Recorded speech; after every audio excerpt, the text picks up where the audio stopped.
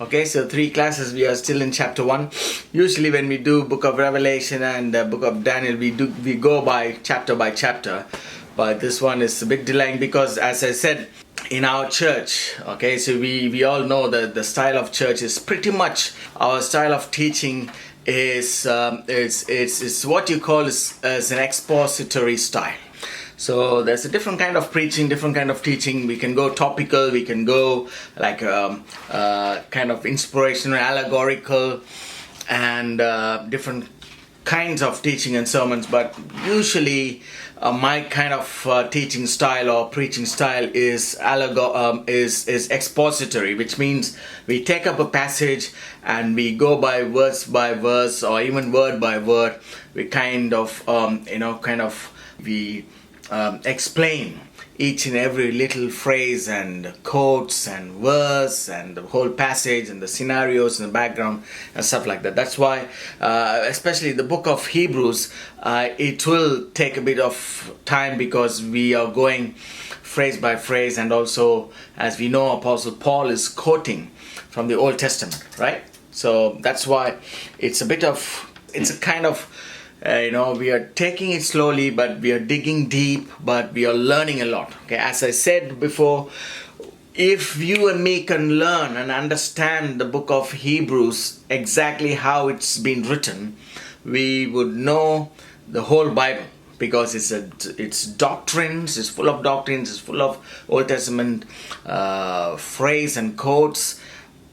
Paul is bringing a point by digging it deeper and explain it, the context, and bringing an application for us to understand. For then it was originally intended for the original readers, but now we can bring an application for us, and especially for the last days and end times and things like that. Okay, so we are trying to dig as much as we can from the pristine condition of how it was written and to whom, and bringing an application to our times. Okay, that's why we are taking it step by step.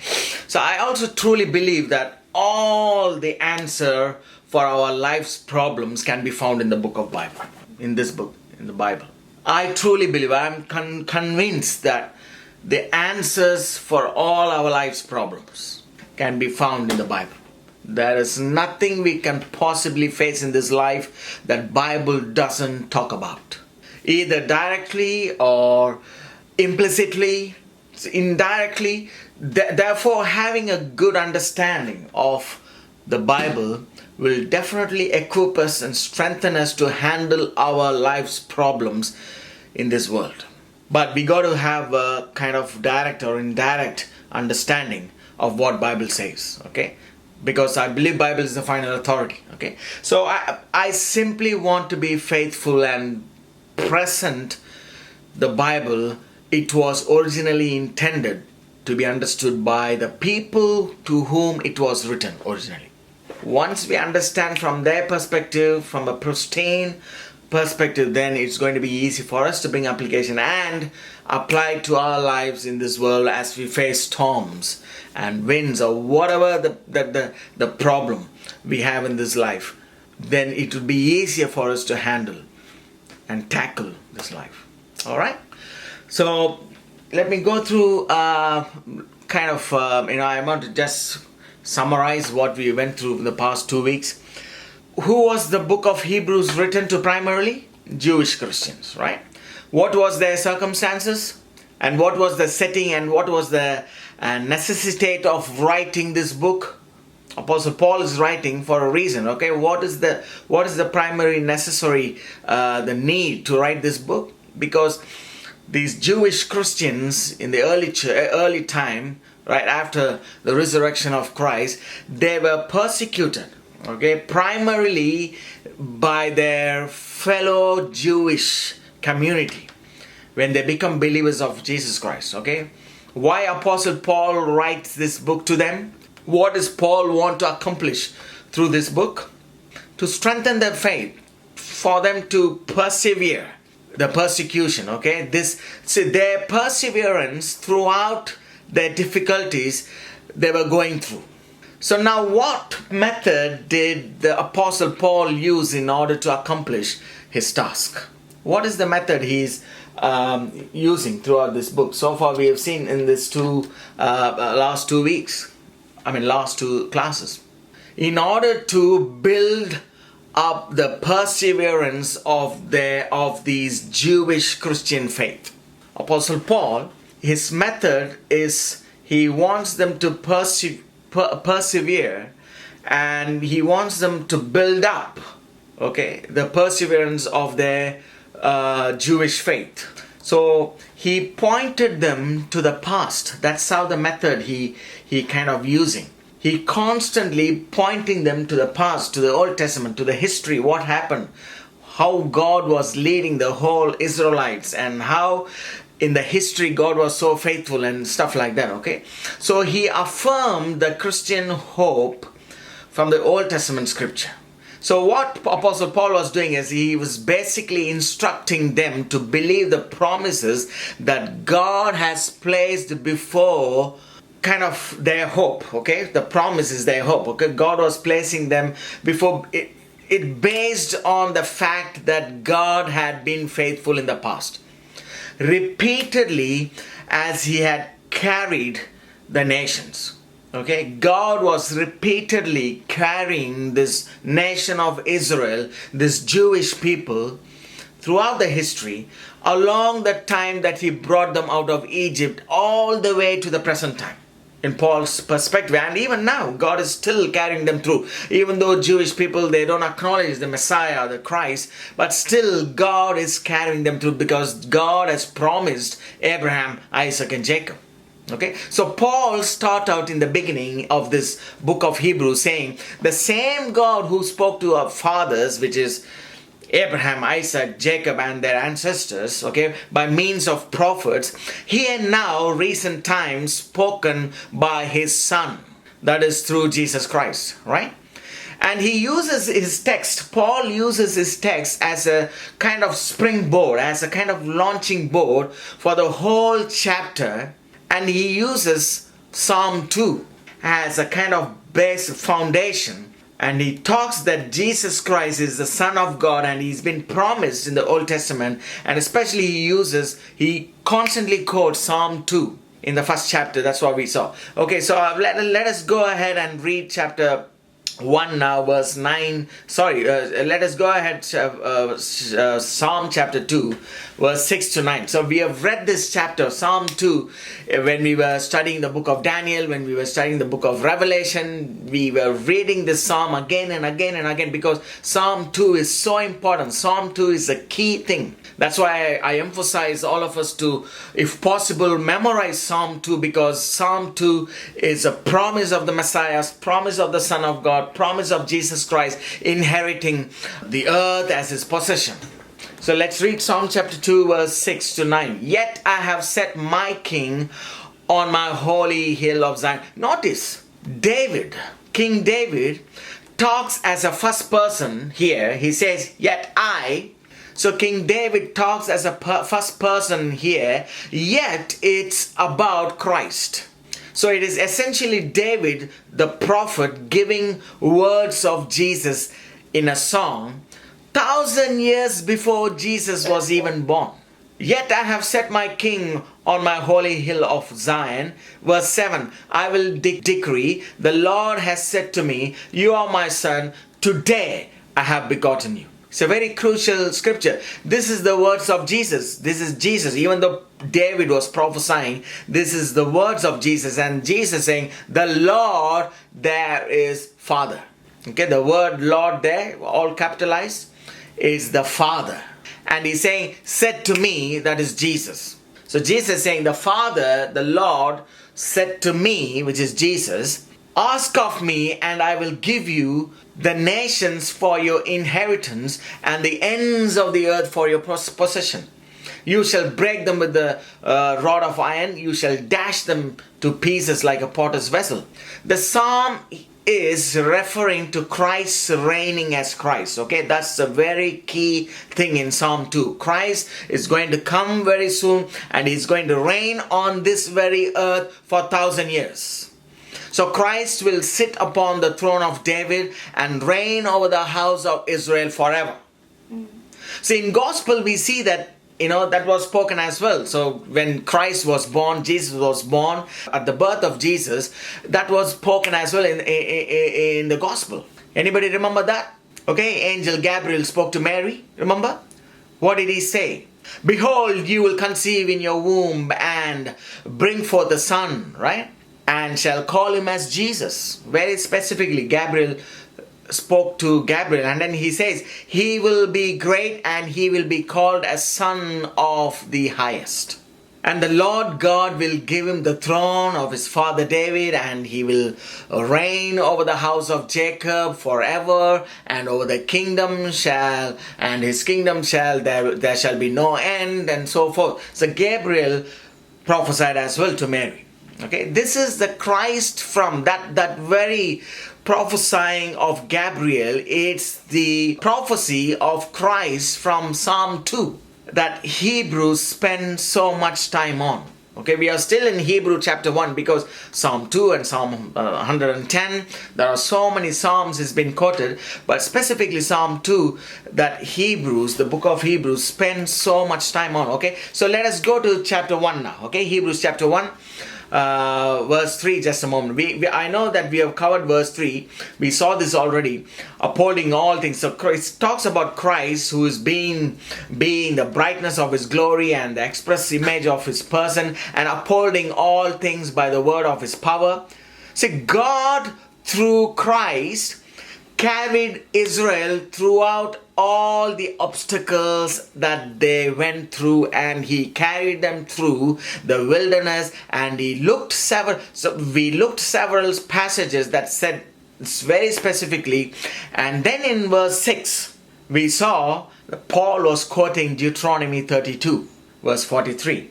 Remember, we went through last time, which is the song of Moses. And he quotes, let all the angels of God worship him. So children of Israel basically forsake their rock. We went through this last week, okay? Their rock. In Deuteronomy chapter 32, that rock has been mentioned again and again and again. And in Corinthians chapter 10, 1 Corinthians chapter 10, Paul mentioned, he says very clearly, that rock was Christ.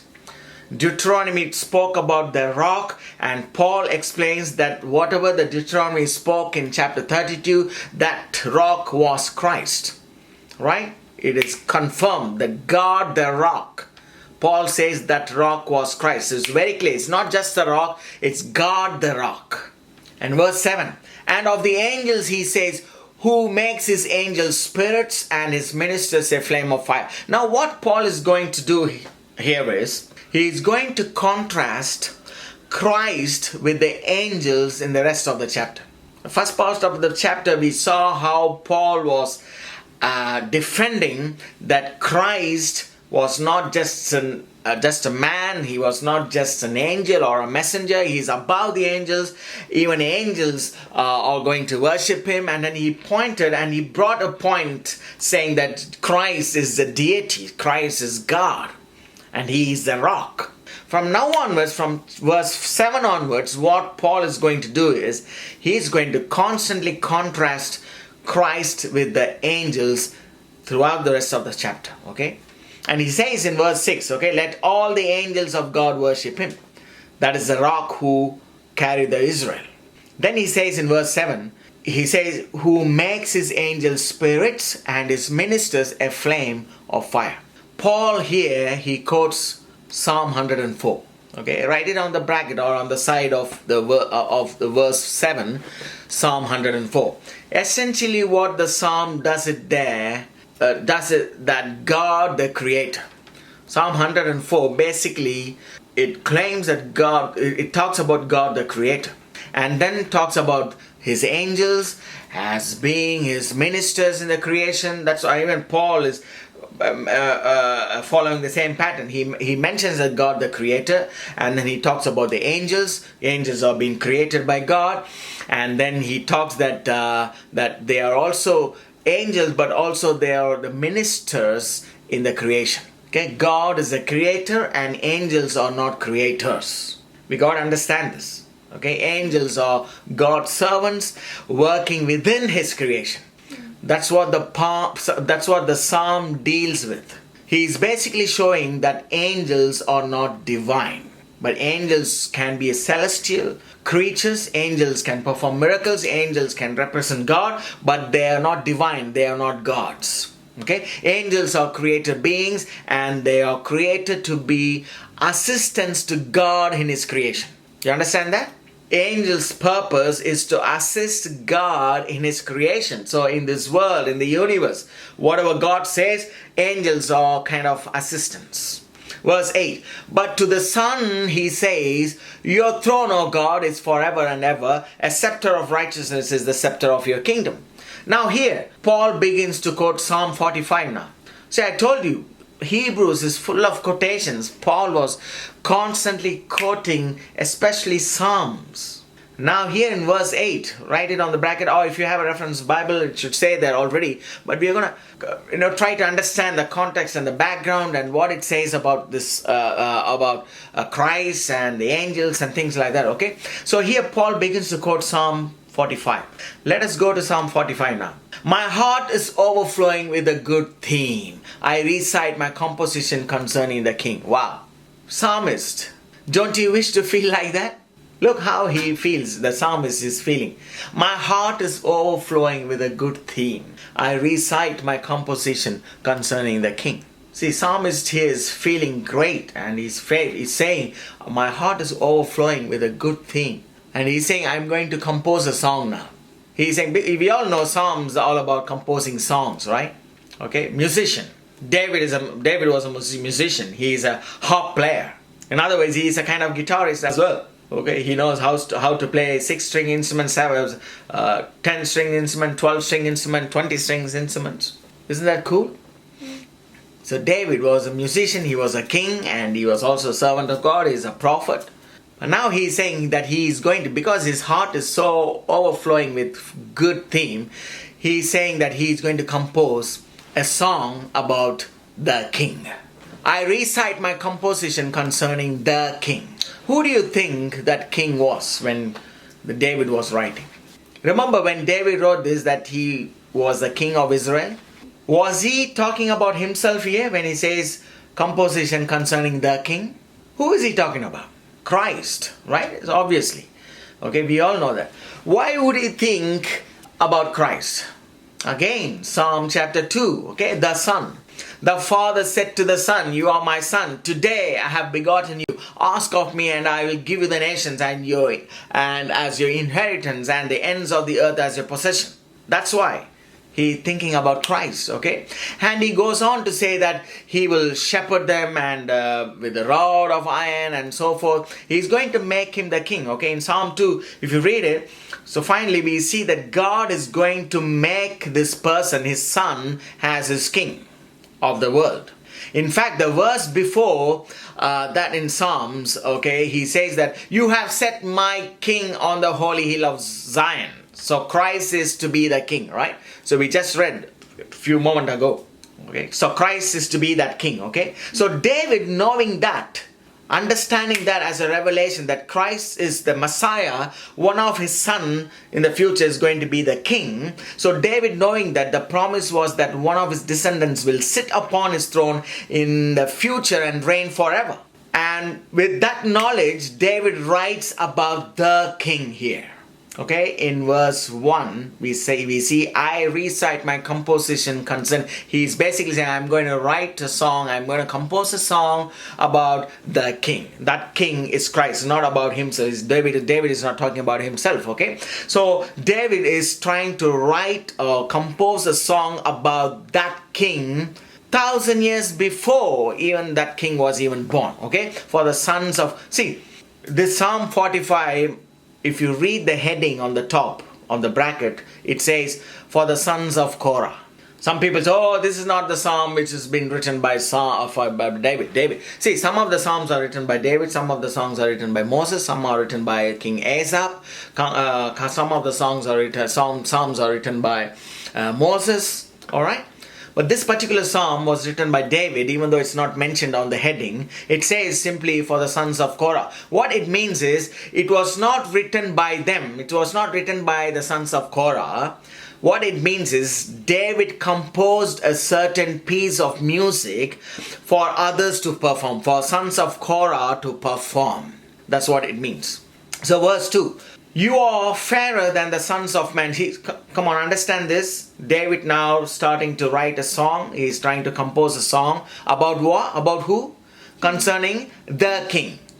Okay, the future, his son, Messiah, or the king who is going to rule forever and ever.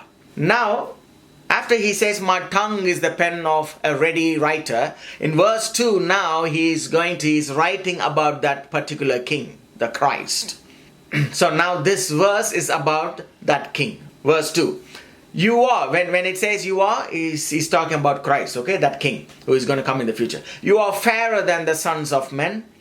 Grace is poured upon your lips. Therefore God has blessed you forever. Gird your sword upon your thigh, O mighty one, with your glory and your majesty.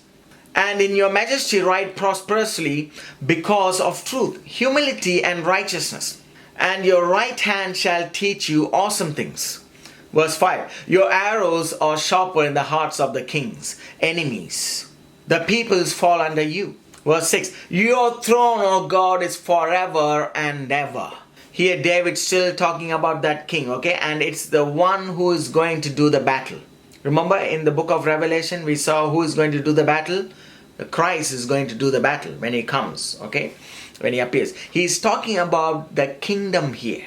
Psalm 45 from verse 2 and especially verse 6. When he says, your throne, O God, is forever and ever, he is talking about the kingdom, the future kingdom, Christ's kingdom, the never-ending kingdom, the everlasting kingdom. I want us to notice that there is a theme constantly running through these psalms.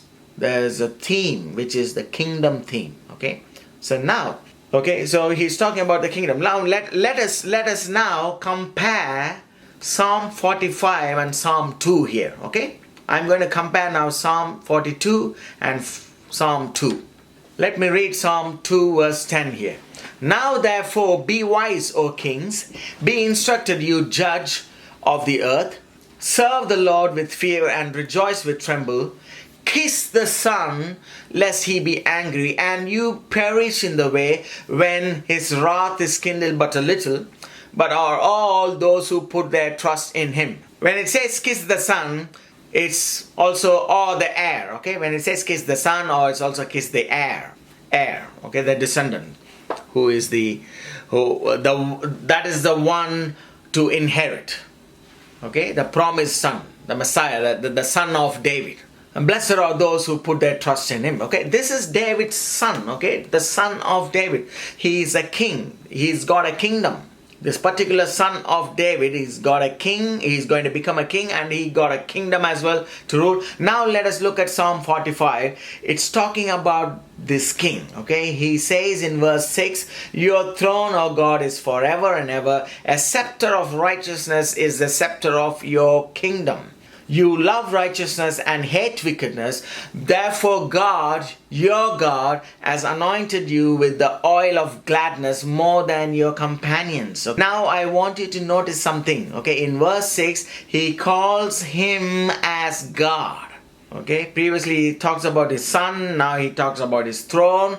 Now he says his throne is forever and ever, his kingdom is forever and ever. But now here he talks about in verse 6 that this is God. Okay, he says, oh God, your throne, oh God.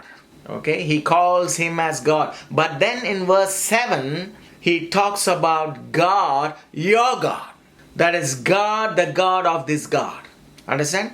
The God of this God. Hope you get this. This is the God of this God. Father is the Father of God, Jesus. That's what he basically saying. Okay, can you see that in the scripture? It's very clear. Therefore, God, your God.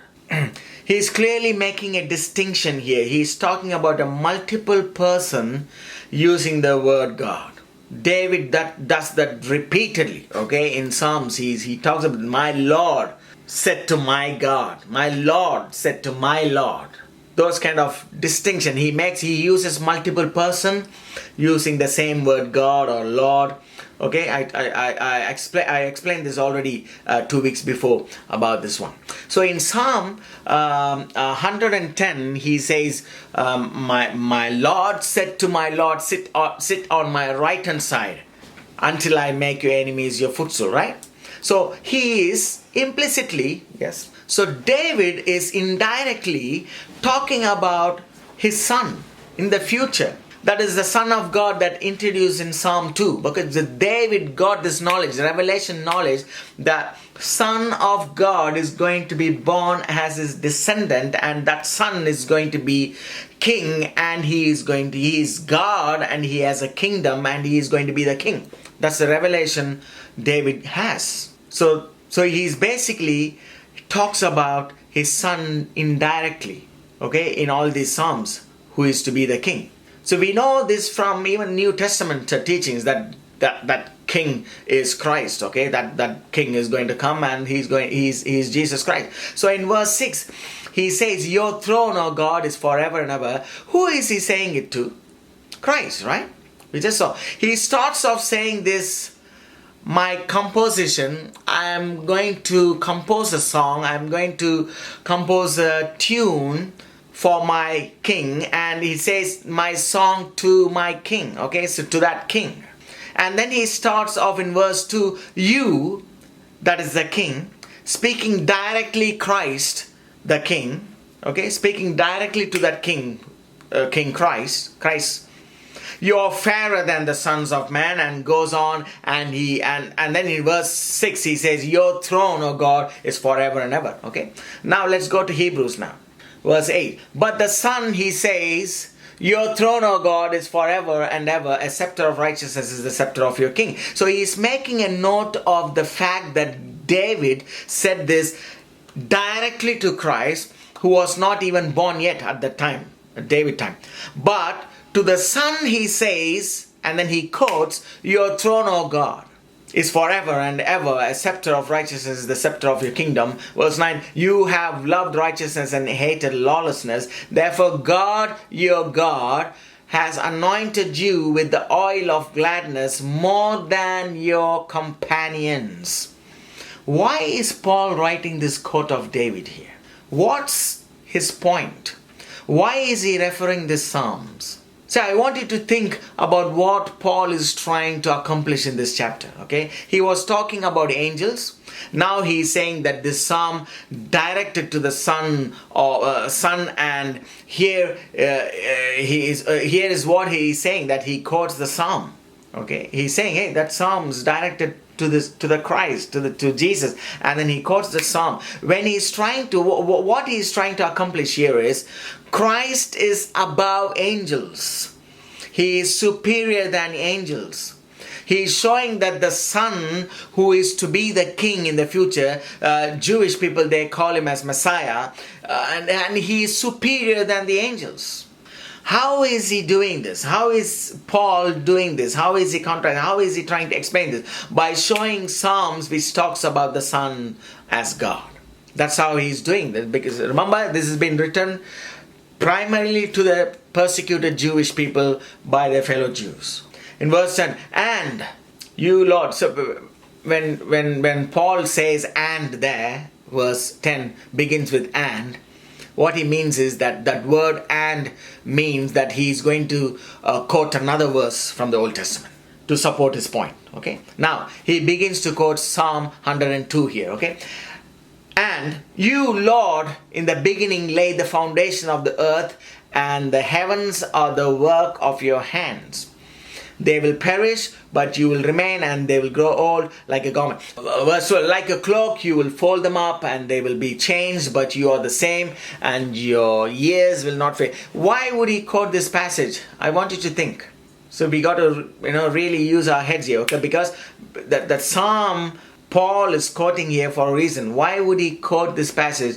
To show the Son is superior to the angels, right? Remember when the promise was first made to David, that one of his descendants will sit upon his throne. The promise was that he will reign forever.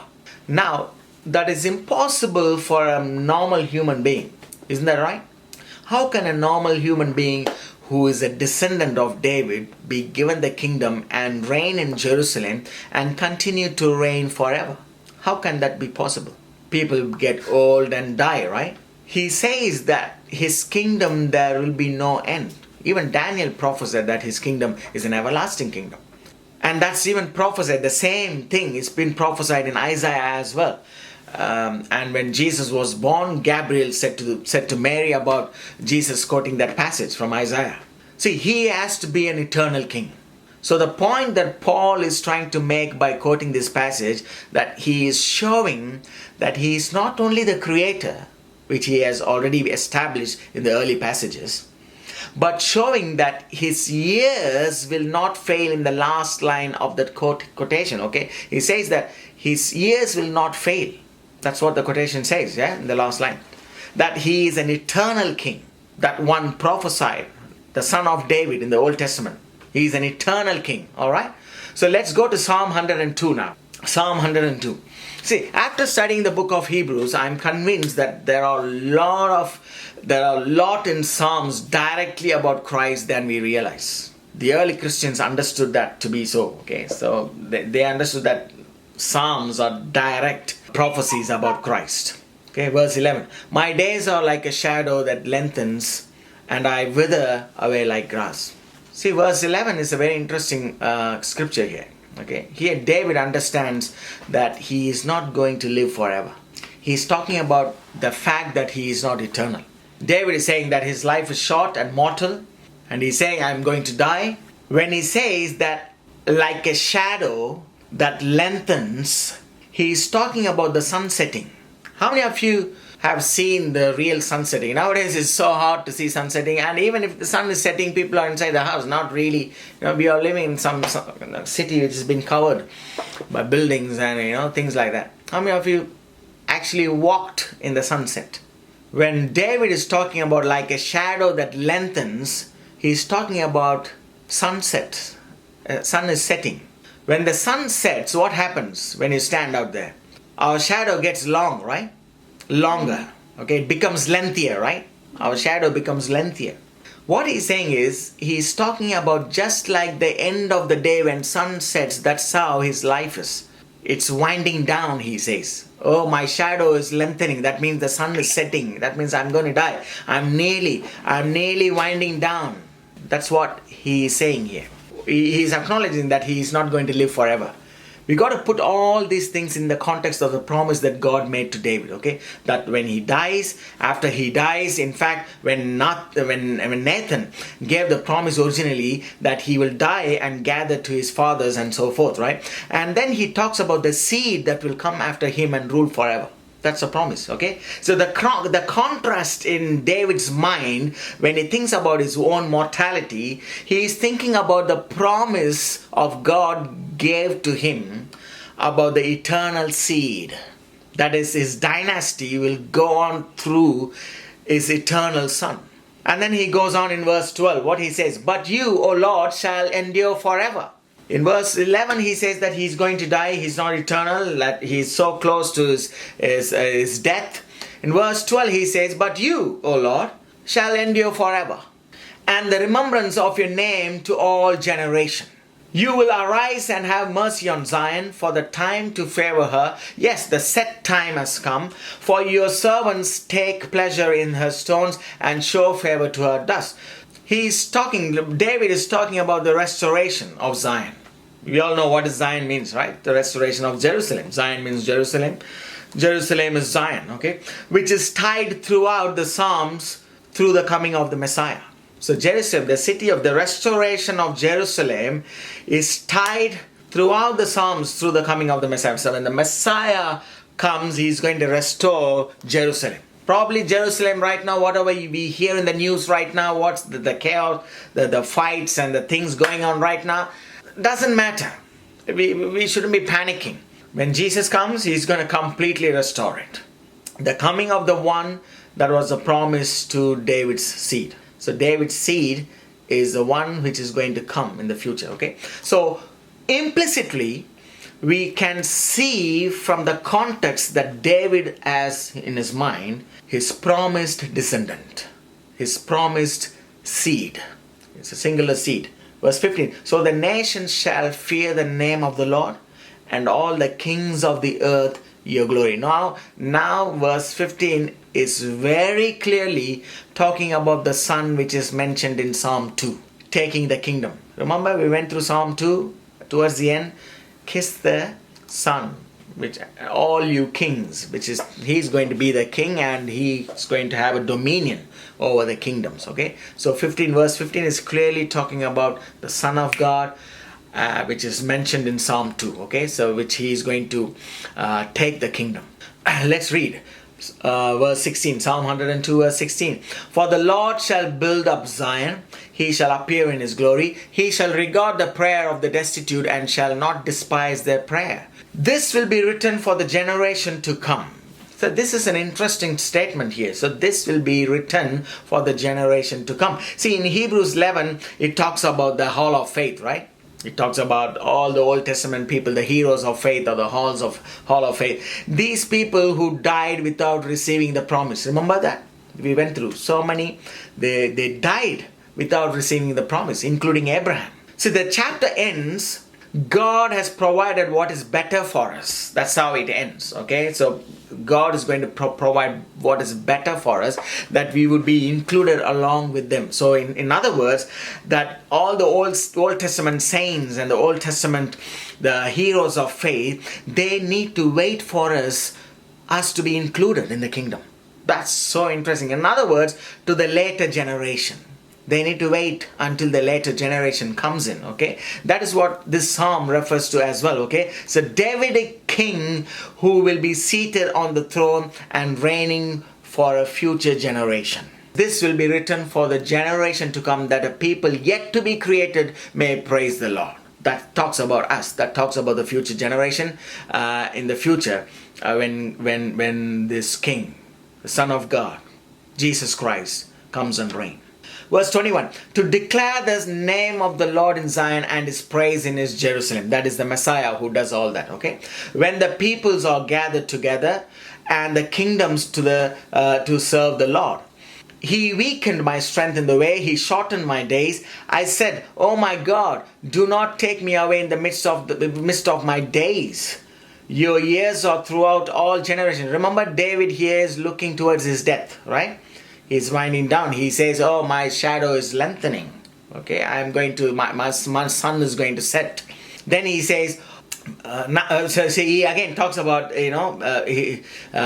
he's towards his death. So he got that in his mind. So he's talking about that he's not eternal. He's going to die. And then he says, of old you laid the foundation of the earth, and the heavens are the work of your hands. This is what is quoted in Hebrews. Just now we read. In verse 26, they will perish, but you will endure. So on. So he is again indirectly talking about his son who is divine. Okay. In Psalm 2, God talks about his son. Here David says, yet he is his son too. Can you see the contrast? In Psalm 2, God says that Jesus is his son. But here in Psalm 102, David says, yet he is his son too. So Jesus is both Son of God and Son of David through Mary. Okay, we saw how it was done when we went through the book of Daniel. Okay, so let's go to Hebrews chapter 1 verse 13 now. Okay, verse 12 we saw like a cloak you will fold them up. So it's talking about this end is written here. Okay, and they will change, but you are the same and your years will not fail. Okay, so when Jesus comes, he is going to restore everything. Okay, he's going to change everything. Okay, it will be restored. That's what it means. Verse 13, but to which of the angels has he ever said, sit at my right hand till I make your enemies your footstool? Now, here we have the quote of Psalm 110, 2. Okay, Psalm 110 verse 2. Who is that written about?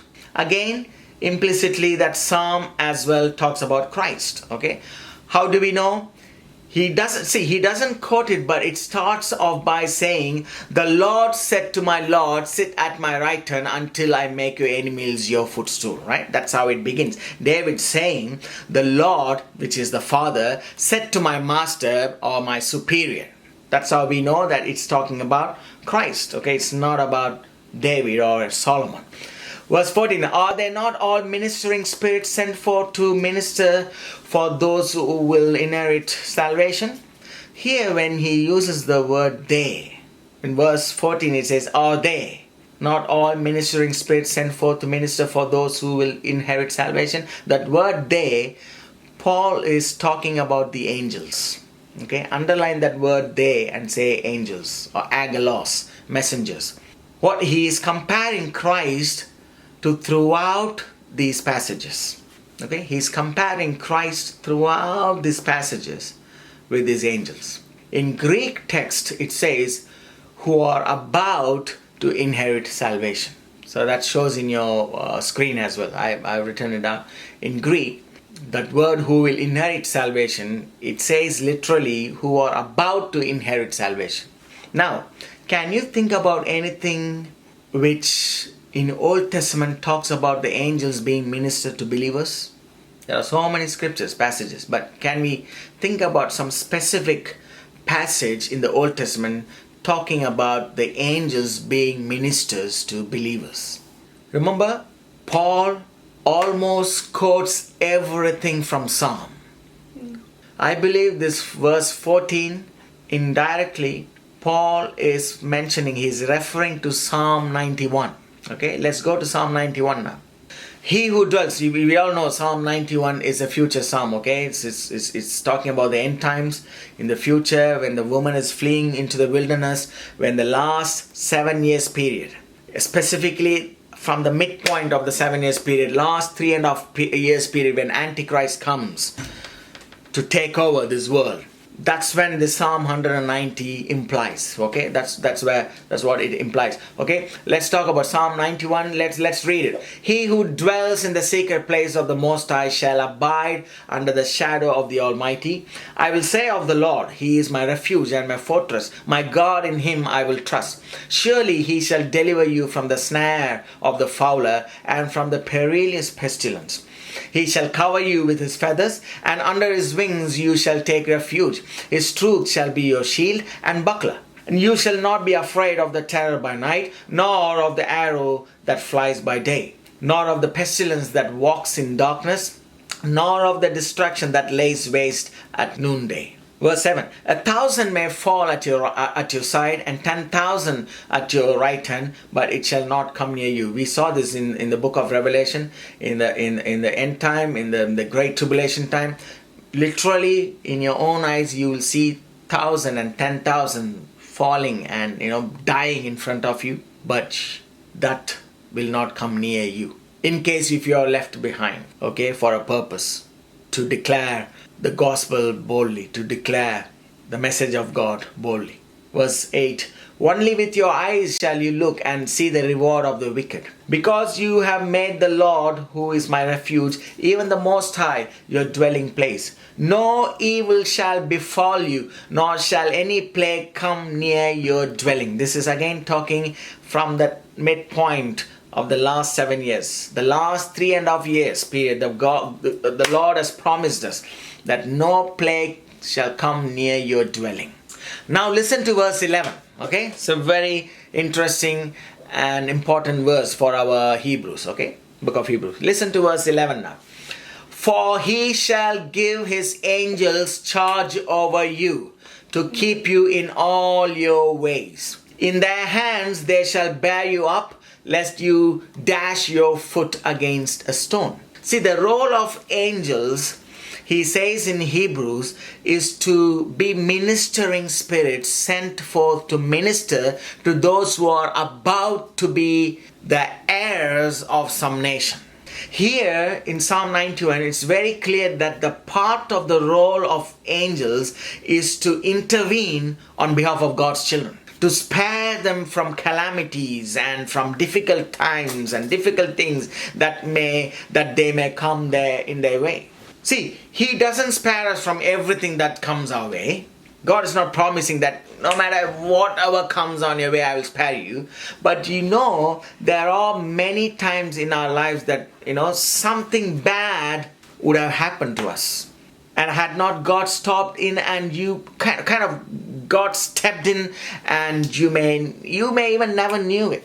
You may never know it. So for example, I have seen so many, especially in India when I was driving, even cycling or even on the motorbike. In front of my eyes, I have seen so many people just escaped some dangerous accidents, just in a hairline, space, just an inch.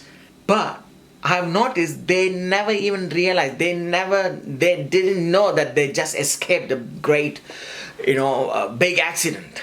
I have seen in my little, and I believe I have escaped as well. I would have not known. Just missed close calls moments. I have seen so many cars or trucks very close from behind. People just escaped, just missed. What I'm trying to say is God could stop some accidents happening. He could do many things. Keep something very bad happening to you. And you didn't even know it, to even thank Him. You can't even thank Him for all that thing because you didn't even know how you escaped. But it says that He sends His angels to minister, to bear you up and to keep you from these things. So in this chapter, the role of the Son is compared to the role of angels. People talk about, guardian angels and things like that, right? They talk about, I have a guardian angel. Oh, guardian angels, he's protecting me. That term, guardian angel, comes from this passage, from Psalm 91. In fact, that whole concept comes from the word of Jesus Himself. The guardian angel concept comes from the words of Jesus Himself. He said in the gospel, what did He say? He said, their angels behold the face of my Father in heaven. Right? When it comes to the children, that Jesus talks about the children, and then He says, hey, their angels, the angels of their children, the guardian angels, they behold the face of my Father in heaven. That's what He says. Okay? So implication from that is that God has given to those who will become heirs of salvation. He has given them angels to them to assist them in the difficult times, especially in the last end times, end day, in the last tribulation times. Woman flees to the wilderness, in a hiding place, to the safety places. Ultimately, God's will be accomplished. The word angel means messenger. Remember angelos in Greek? That means simply messenger. But they also, these angels, okay, I want you to note this down. These angels, they also have power to assist according to Psalm 91. It's clearly talking about the intervention, not just bringing message from God. Because sometimes we always think about angels, they bring message from God, because we learn from Gabriel, we learn Gabriel brought the message to Mary. We see that in Daniel we see Gabriel comes and gives message to bring the message to Daniel, and throughout the Old Testament we see Gabriel brings message from God. Okay, and we always think that angels always bring messages, okay, but they certainly also have a place. They also have a role of intervening, have an intervention in our lives. So Gabriel acted as a messenger. Some angels acting as a messenger, they have the role of messenger. Also Michael, if you see the Michael, one of the archangel in Scripture, who also does battle with Satan, right? In Revelations 12, and also in Daniel chapter 7, Daniel chapter 10, Daniel chapter 12, we see how one of the archangel Michael get intervening in the battle. So we see that in Revelation 12 that he battles with Satan. So it's important. It's more than simply delivering message, although that is the primary part of their responsibility. So primary part and the role of angels is to delivering the message, yes, but also they have other responsibilities as well. They are constantly, in Daniel we saw this. In Daniel chapter 7, 8 and 9, we saw this, that these angels are constantly wrestling with the demonic forces on our behalf, on the behalf of our nation, and intervening for us on our behalf. Always, constantly. That's why in Revelation they are rejoicing at one point where they don't have to intervene anymore in the heavenlies, because Satan is being brought down. In Revelation chapter 12, when there's a fight between Michael and this red dragon Lucifer and his angels, and Lucifer has been brought down upon this earth, and immediately we see that angels are rejoicing, because they are no longer going to wrestle with these demonic forces in heavenlies. Probably on the earth, but definitely not on the heavenlies. Okay, so right now in the heavenlies, in the sky, angels are involved in wrestling with the demonic forces constantly. So they have a different responsibilities as well. Okay, so they constantly intervening on behalf of us. Okay, so what I would suggest is we shouldn't get too involved in worrying about angel and their nature and things like that, because so many get so involved about angels and things and finally end up worshipping them. They are invisible for a reason. In fact, the Bible condemns of the worship of the angels. So just I would suggest, just know that they are there for you. Okay, they are the ministering spirit. They are the one who is protecting you. They are covering you. In my life personally, I have experienced angels tapping me and waking me up, and I've experienced in some accidents how angels protected as a team as we were going to ministering to some villages. Just 1 inch we were about to fall into a big cliff from a big mountain. We see that how it was an instant stop. No human being, no break, no one can stop like that. I have personally experienced. Those are all angels, God. So just know that they are there for us, and they are invisible for a reason. Just know that they are serving God for your benefit. All right? That's all actually we need to know about angels. Okay? God sent them out for us for a reason. All right. So we are going to end here now. Okay? So for chapter 1. For next week, we'll be picking it up from chapter 2. What I want to say is in Hebrews chapter 1, Apostle Paul, he simply laid down a theological foundation in chapter 1. In chapter 2, what he is going to do is he begins giving some practical exhortation. In chapter 1, he laid down a theological foundation. In chapter 2, he's going to begin with giving us some practical exhortation, okay? Practical instructions on how they need to respond to some of the things that they are learning. His writers, okay? The Jewish people, the Jewish Christians who are being persecuted. This is what you will see throughout the book of Hebrews, okay? There will be a theological discussion and then a practical application of it. And throughout the book of Hebrews, that's how he does. He brings a theological discussion and then a practical application. Theological discussion, practical application. Theological discussion, practical application. You'll see that throughoutly, okay? So we will get into that next Thursday. So hope you all enjoyed today. So God bless you all. We will be looking into chapter 2 next week, okay, next Thursday. God bless you all. If you all have any questions, please ask. So in 10 minutes time, I'll be going to picking up Peach as well.